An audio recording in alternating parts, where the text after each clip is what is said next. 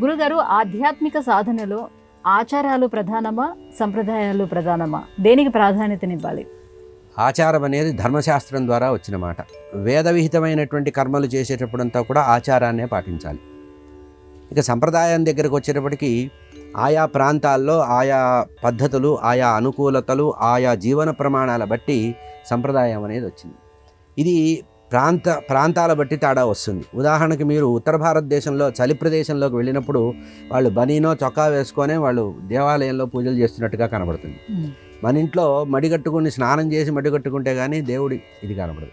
కనుక సంప్రదాయము ఆచారం అని చెప్పినప్పుడు ధర్మశాస్త్రాల్లో చెప్పిన దాన్ని ఆచారంగా చెప్పారు.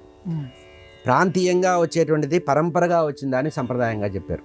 ఉదాహరణకి మనం అందరూ కూడా అన్ని రకాల పండగలు చేసుకుంటున్నా, అన్ని పూజలు చేస్తున్నా, కొన్ని ఇళ్లల్లో వారి కుటుంబంలో పరంపరగా వచ్చేటువంటి దాన్ని చేసేదాన్ని సంప్రదాయం అంటారు. కనుక ఆచారం అనేది స్థిరమైనది, సంప్రదాయం అనేది చరమైనది.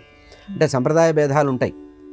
ఉదాహరణకి కొంతమంది విభూతి ధరిస్తారు, కొంతమంది త్రిపుండ్రాలు ధరిస్తారు, కొంతమంది గోపీచందనం ధరిస్తారు, కొంతమంది తులసి కాష్టాన్ని అరగదీసి ధరిస్తారు. అంటే కుటుంబ సంప్రదాయాలు బట్టి, ప్రాంతీయ సంప్రదాయాలు బట్టి పద్ధతులు మారుతాయి. కానీ ఆచారం మాత్రం సర్వకాల సర్వావస్థల్లో ఒకటిగానే ఉంటుంది. ఇది మనకి శృతి స్మృతుల్లో చెప్పింది. వైదికమైనటువంటి సంప్రదాయంలో వేదము ద్వారా ధర్మశాస్త్రాలు రచించబడ్డాయి. ఆ ధర్మశాస్త్రాలలో చెప్పిందే ఆచారం. సదాచారము అంటే వేదాల్లో చెప్పినటువంటి వేదము ధర్మశాస్త్రాల్లో చెప్పింది.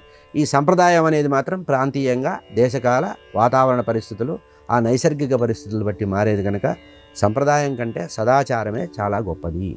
సదాచారం పై స్థాయిది, సదాచారము పై స్థాయి, సంప్రదాయం రెండవ స్థాయిగా చెప్పుకోవచ్చు.